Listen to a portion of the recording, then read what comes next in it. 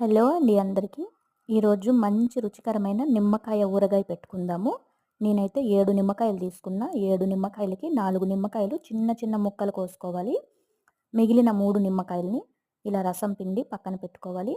గింజలు లేకుండా చూసుకోవాలి. గింజ కానీ ఉందంటే మనకి ఈ ఊరగాయ తినేటప్పుడు పంటి కింద గింజ పడితే చేదుగా అనిపిస్తుంది. అందుకని జాగ్రత్తగా గింజలన్నీ తీసేయాలి. ఇది ఇంట్లో దంచుకున్న కారం అండి. 3 స్పూన్ల వరకు కారం వేసుకున్న, చిటికెడు పసుపు, 2.5 స్పూన్ల సాల్ట్, ఇవన్నీ వేసుకొని బాగా కలుపుకోవాలి. పసుపు కొద్దిగా తక్కువే వేయాలి, ఎందుకంటే పచ్చడి నిలువ ఉండే కొద్దీ మనకి నల్లగా మారిపోతుంది. లైట్ కలర్లో ఇలా ఉండాలనుకుంటే పసుపు తక్కువ వేసుకొని శుభ్రంగా ఇలా అన్నీ కలిసేలాగా కలుపుకోవాలి. తడి లేకుండా చూసుకోవాలి. మనకి ఎప్పుడు కావాలంటే అప్పుడు కొద్ది కొద్దిగా పోపు వేసుకొని తినాలి. ముందుగా పచ్చడి మొత్తాన్ని పోపు వేసిస్తే జిడ్డు వాసన అనేది వస్తుంది. వీడియో కనుక నచ్చితే లైక్ చేయండి. Thank you.